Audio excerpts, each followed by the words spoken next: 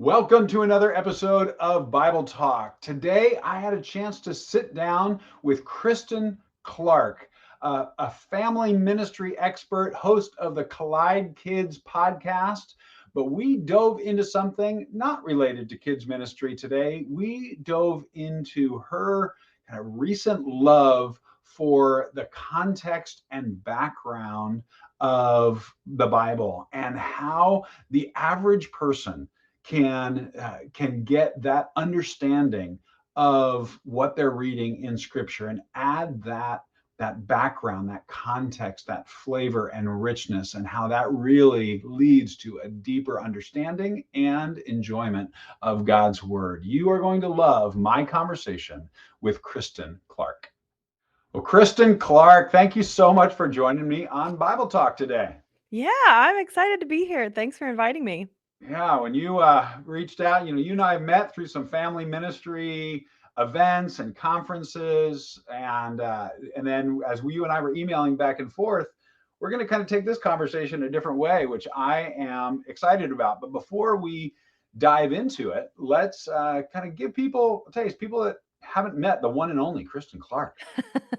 That Well, tell us where you're calling in from and a little bit more about you. I know you, but yeah. Well, you were on my podcast, so it's only yeah, fair that I'm on your show too. right there So, you go. yeah, and I loved your episode where you talked about memorizing the Bible and all of that stuff. So, really good. Yeah, so my name's Kristen. I live in Cumming, Georgia. It's just north of Atlanta. So, anyone that lives in a like hour range of the city of Atlanta, we all claim Atlanta, but Right. I'm from Atlanta. And originally I'm from North Carolina, actually. So I came down here just out of college. I met my husband and have been here ever since. And I love it. I call Georgia home now. But I um I have two kids. I'm married, and right now I am a stay-at-home mom, but I use that term loosely because I'm a seminary student, I'm a speaker, I'm a consultant, and I'm also a podcast host. So I have a kids podcast. It's for kids and families to enjoy together, called the Collide Kids Podcast, which, Oh, like I said, you've been on my show, and it's just talking about people and their job and their faith and how those two things go together. And it's not always ministry people that their faith has to go with their job, and that's what I love, discovering and learning about people and their passions. So it's a lot of fun. for sure. And and I know you've been involved in family ministry, Kidsmen. You've been the whole Collide Kids podcast, which is awesome. And Thank you. I'm going to go ahead and usually I save that for the end, but just Woo! in case Yes, somebody's watching this or wants to be with you on Facebook and Instagram, Collide please. Kids Pod, and definitely check that out. But you mentioned briefly as you were going giving your kind of overview, you mentioned that you're in seminary. So Yes. not a lot of stay-at-home mom podcasters say, you know what, I think seminary is what I'm going to do. So Right. tell us what led to that decision and what you're hoping to do after that. Yeah. Well, I actually wasn't a stay-at-home mom at that point. I was working in a church. I worked in children's ministry, family ministry, and music ministry, not all at the same time, but surrounding those for the past 16 plus years, and just really felt impressed by the Lord to go back to school while I was working there. And it was really just a moment where I set aside some time to be alone with the Lord and just said, Lord, I just want to be in your presence and speak. I want you to speak to me, and I want to hear your voice. And immediately it was like that the Lord impressed on my heart to go to seminary. And I was like, let's do that again. And this time tell me something a little easier. But I could not shake that. And through a series of incredible events, the Lord led me to go to Dallas Theological Seminary. I actually went on a mission trip a few years ago to Ukraine, and I was praying about what school to go to. I had a couple of options, and we walked into this small ballroom at this hotel. We were meeting our translators that we were going to connect with, and one of our translators from Ukraine was wearing Dallas Theological Seminary on his t-shirt. And so I was Mhm. like, okay, you brought me all the way to Ukraine to tell me to go here, so I'm going to do it. Um, so I've been in seminary for 2 years now. So this is started my third year in January. So I'm I'm loving it. I'm going at a very slow pace. So I should be a doctor by the end of it. And I'm just kidding. I'm not going to be a doctor, but I'm going at a slow pace because I have two very busy kids and I'm a pretty busy person too. So, Right. but I love it. And I was telling you earlier, like one of my spiritual gifts is teaching. And Mhm. the problem with being an enthusiastic, extroverted teacher is that as soon as you learn something, you want to tell somebody right away. Right. So my poor husband, he's had to hear a lot of things about the Bible that he didn't really know he needed to know about. And so So your husband's also going to seminary, but you're only paying for he should one. walk with me at the Yeah. end. He's really learned a lot. So anyway, but I love what I'm learning and I didn't realize I would love it as much as I did. And I'm excited to share anything that I learned. So yeah, when you reached out, I thought, here's something I'm working on right now that's blowing my mind. So I'm happy to share about it. And Right. it gives my husband a break. So Right. Right. Exactly. So you can dump on everybody here on YouTube. that's right. Good luck, So, everyone. so yeah, I mean, being Bible Talk, and by the way, you don't know this, but this is the first Bible Talk episode that I am recording with the new shirt, with the Ooh, logo, I like and look at it. it, look at And a that, mug. yeah, Stop it.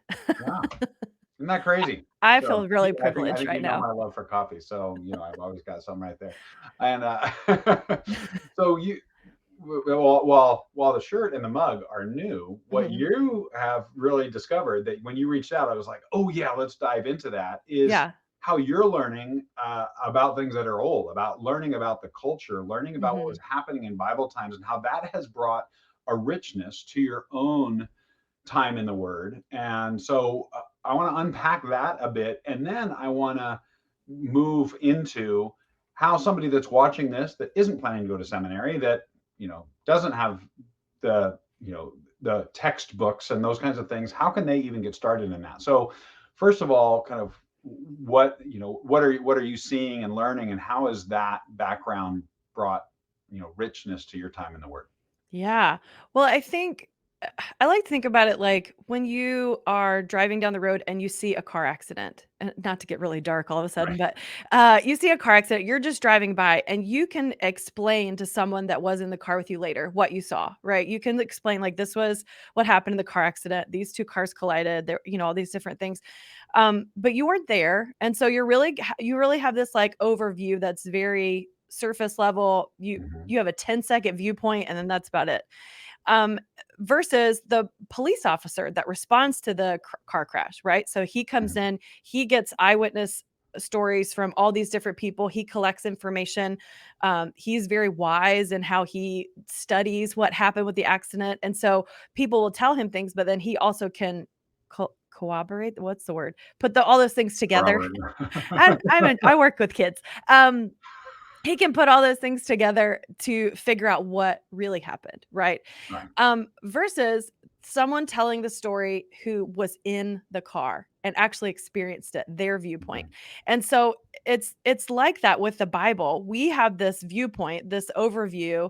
We're like the people that drive by. So if we've never been to Israel, which I've never been to Israel, so that's one of my goals. I for sure Mhm. want to do that, but Me I've too. never been. So what I've been doing my whole life is reading a chapter of the Bible or reading a passage or reading a story or reading it from a storybook Bible to my children.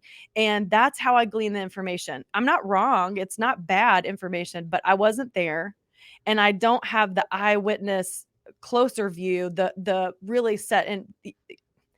I want to dig into this, Right. right? Like I think it's interesting to me that everyone is interested right now in true crime podcasts. Like I Yeah. don't know if you like to listen to that stuff or like Dateline specials. We're like we want to know, and we're getting all this. And so, not that the Bible is a car crash. I feel like I need to pedal back a little Right. bit on that, but Oh, we're with you. We're with you. you're tracking with me. So for me, what I've been learning about so far is just the incredible context, the richness of learning about the culture gives For sure. context to what you're reading. So, like for example, when we're learning about the political happenings that went from the Old Testament to the New Testament. So there's this space in there. We just go Malachi and we flip the page and here's Matthew. But Right. there's so much that has happened in between that we don't have in our Bibles. And And I think one of the viewpoints that a lot of people in the church, and I did this as well, was all I need is the Bible. Like, that's all I need. And that's true to an extent. You do. Like, the Mhm. Bible has everything you need for life and godliness. And I believe that. I'm not saying that we don't, but I'm saying that there's so much in the middle and understanding the culture and understanding what was happening Mhm. there that sheds light on when Jesus called the Pharisees empty tombs, your whitewashed tombs.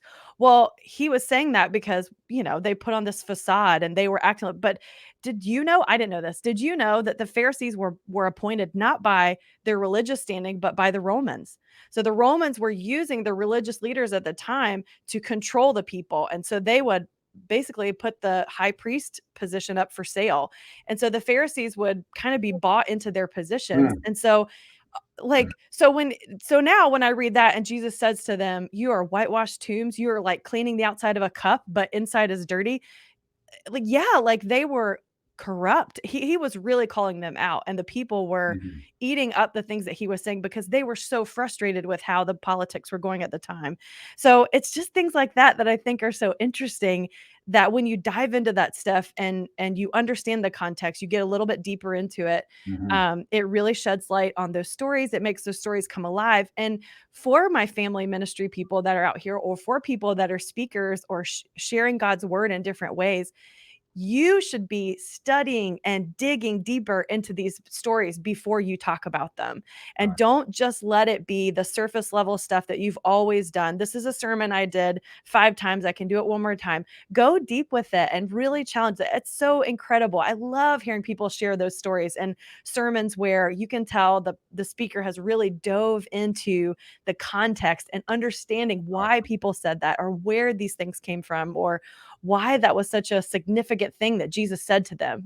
So I don't know. To me, that's exciting. Yeah, for sure. For sure. And I love that you just use the word context, because as you are unpacking that, the phrase that came into my mind that somebody said to me many years ago that's just always stuck with me is context is king. And Mhm. just this idea of, if you don't understand the context, then you don't fully understand it.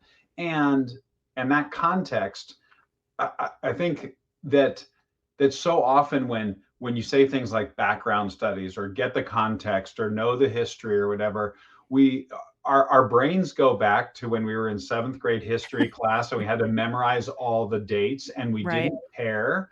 And it was for the test. And we're like, I don't, the background stuff, I just don't care about. Just give me the lesson from it. Mhm. And I tell people, when you get into it a little bit, some people certainly they have a love for it, like you and I do, and you could spend hours looking at it. But Right. even to spend 10 or 15 minutes, the analogy that I've frequently used, is when you love a musician and you finally get to see them perform live and they tell the stories behind the song, Yes, I that love you just that. it adds this, oh man, that's what they were thinking. It adds that richness. And then the next time that you're in the car and you're just listening to the song, it's 2 months after the concert and you're listening to the song, Mhm. all of that context and that story floods Yes, back and you actually enjoy the song itself more. So absolutely. I love that for sure.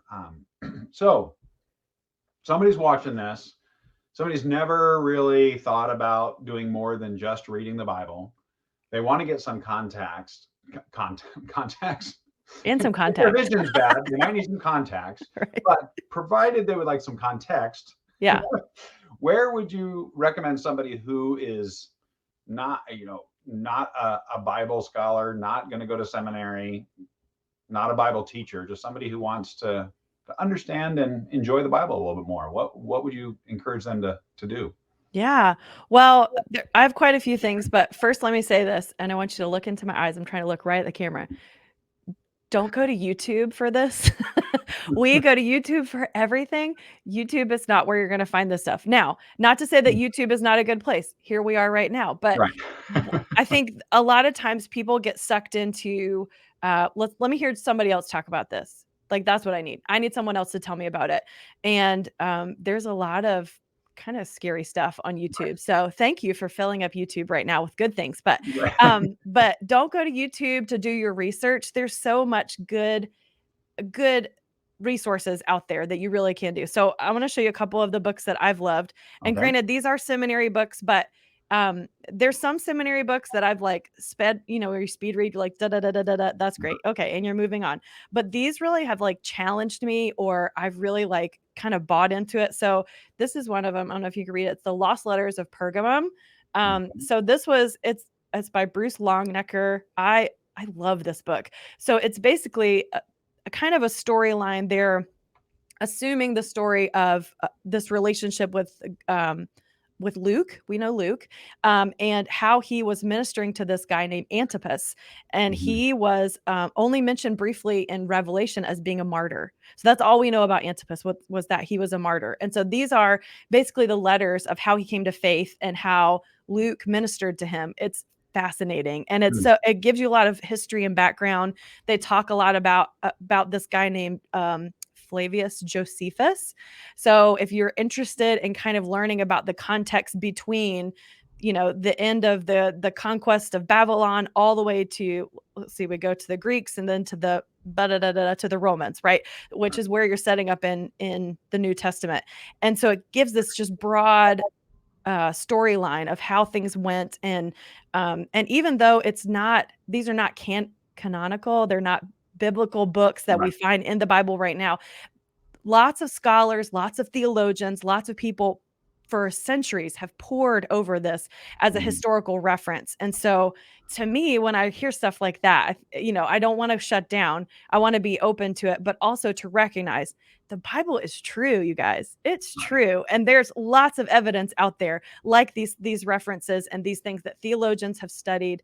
One of the things that one of my professors said once was, if you write in a paper, here's what the Bible says, here's what this verse says, but here's a better translation of this, Right. then you better know what you're talking about, Right. because thousands of theologians and smart people have been poring over this for Right. centuries.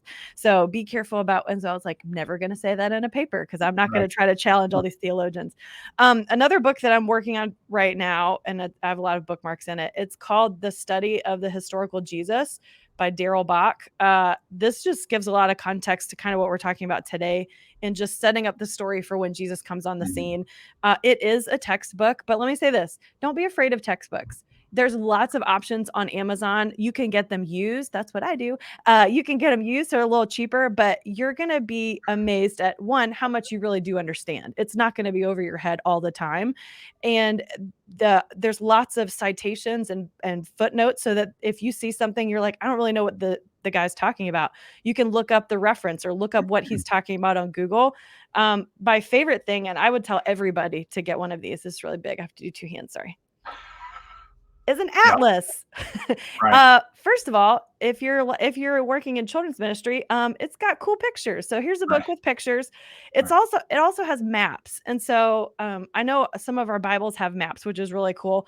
But I love, like, when I'm reading the story of Jonah and I'm like, where is Joppa? Like, where did Jonah go when he was trying to run from the Lord? And you realize it's pretty far, So Right. I love my atlas. And this atlas by Carl Rassman gives context and storylines to the timelines and things that happen and how the conquest happened, different kings that were appointed, interesting things about the lay of the land, the topography, all kinds of stuff. So if you're going to start anywhere, I would start with an atlas because it's really cool. And if you're a history buff or a Bible nerd, you're going to love all of the stuff in this.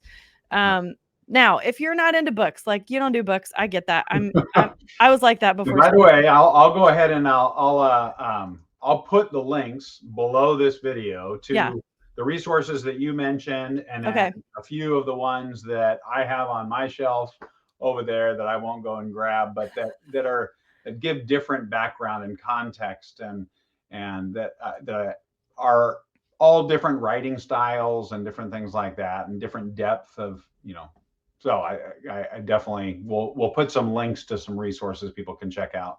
Yeah. So, all right. So for those people that are not readers, Not readers. there you go. I've loved this. I've watched a few of these. There's a bunch of like different, documentaries and things like that. There's one called Empires, like PBS made it a few years ago, and Empires: The Kingdom of David. That's really interesting. So if you want to watch video and they kind of act out some of the stuff. That's exciting. And then also I love my phone and I love apps. So these are my, oh, where's the camera? These are my Bible apps. So I have Yeah. YouVersion. I also have the Blue Letter Bible. That's Yep. really good if you're like, you want to dive into a verse, like you click it, it For shows you sure. the Hebrew, it shows you the concordances that you can dive into those verses. So that's easy access. And then also Logos is a great one as Yeah. well. Can you For see sure. that? Yeah. And then I also put in, I'll just show you the bottom one down there. This one is called Verses, and it helps you memorize scripture. So if you need an app to help you memorize scripture, that's a really good one that I like. So there's lots of options out there that are not YouTube. So I want to Right. encourage you to find those resources. Don't be afraid to get them. Invest in an atlas, find some good textbooks, and just really spend time diving into these stories because they're true and they're exciting. And like you said, like about the song, the more context you have, the more alive it becomes. And it really stands out in your mind and it's going to penetrate your heart, I think, when you have more of that depth. For sure. For sure. I could not agree more. I think that whole idea of, I frequently, when I'm teaching people how to study a book of the Bible, one of the things I talk about when you're kind of in that, I use that analogy. You've heard me use the analogy of watching a movie before you study the scenes. And part of that watching the movie, part of that getting that overall big picture and understanding is I talk about doing what I call three background studies, which are the author, the audience, and the atmosphere. If you can Mhm. understand a bit about who was writing this, a bit Yeah. about who they were writing to, and the context, the atmosphere of what was going on with each of them, you're going to have a depth of understanding. So I oftentimes will use those three categories to then dive into some of these resources. So I love it. And when you emailed and said, "Oh, you're getting into this now," I'm like, "This is my jam." We could.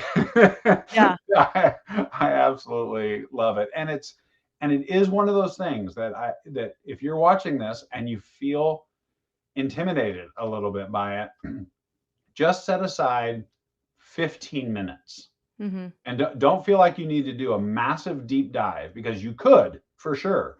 But even if you just said for the next 15 minutes, I'm going to find out all I can about Ephesus or about Bethlehem or about Mary Magdalene or whatever, Mhm. whether it's a person, whether it's a place, whether it's a custom, you read something and you're like, what in the world is a drink offering?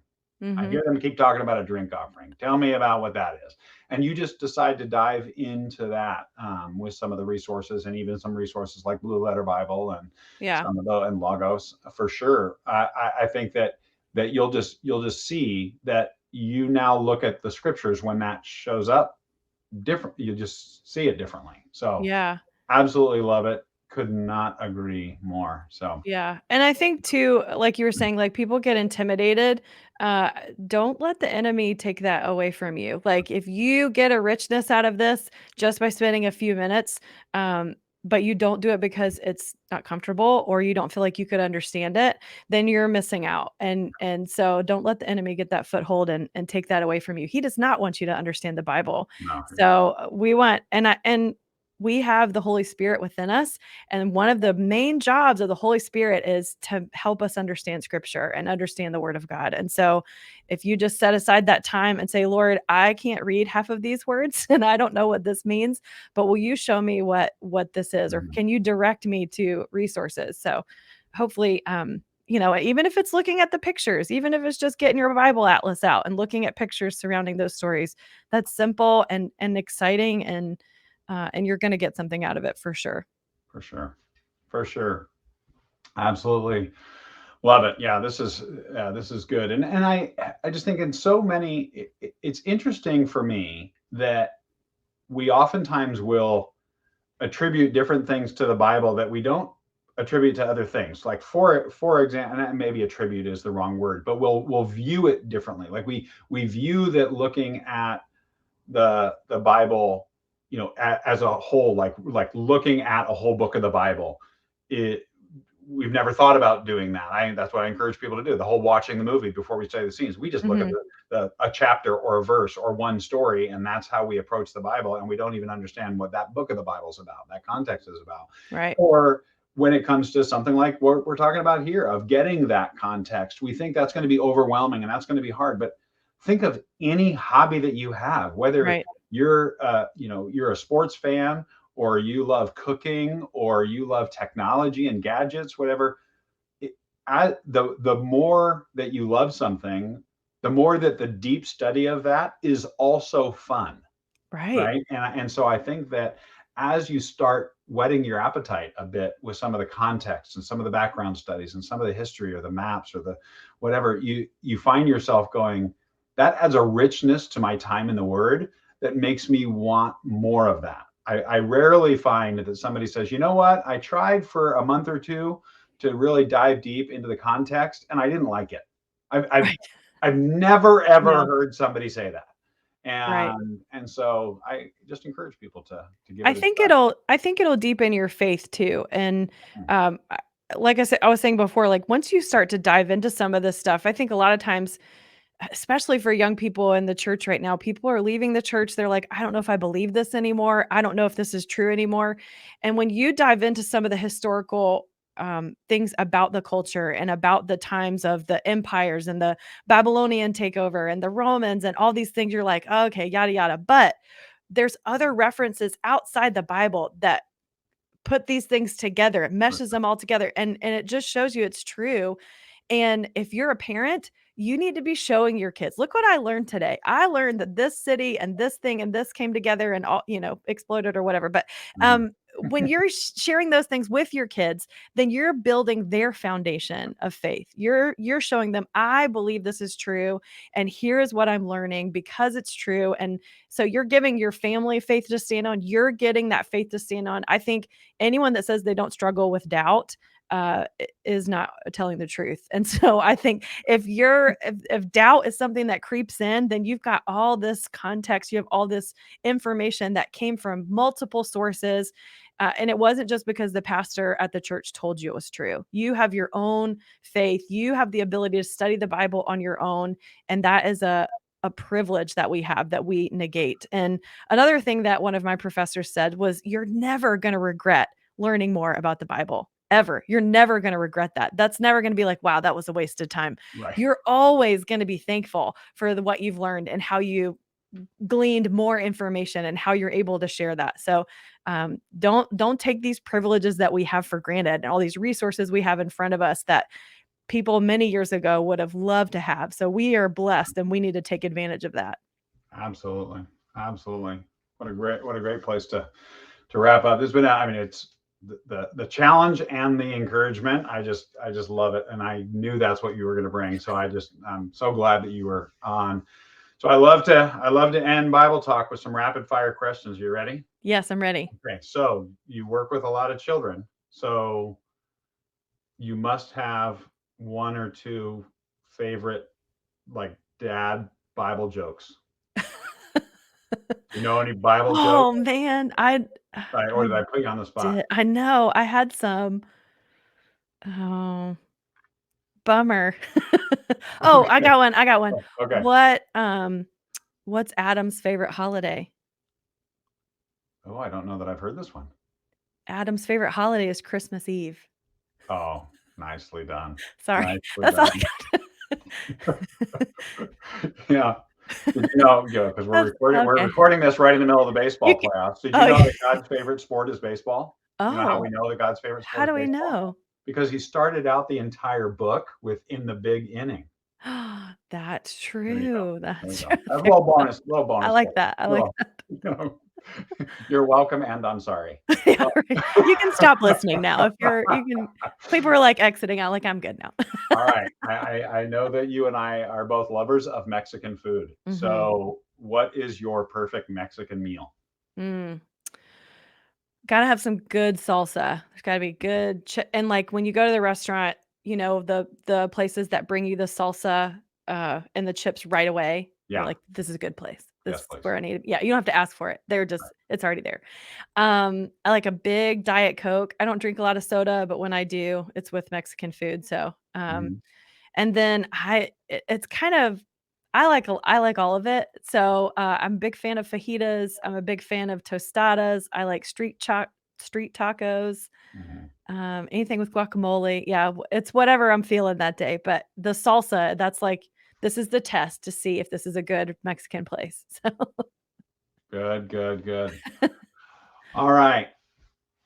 Uh, do you, if you're going to pick a movie for you and your husband to watch, are you more chick flick or twisty turny thriller or scary movie or comedy? Well, if I'm watching with my husband, we joke with him that he doesn't like movies with storylines. So it's just something has to explode or he's not really interested.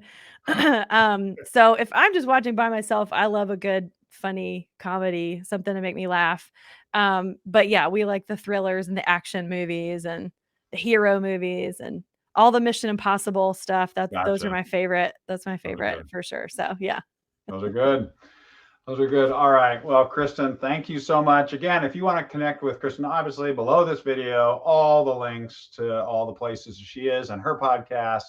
So, but here's where people can check that out. And then Facebook and Instagram. I know Collide Kids Pod.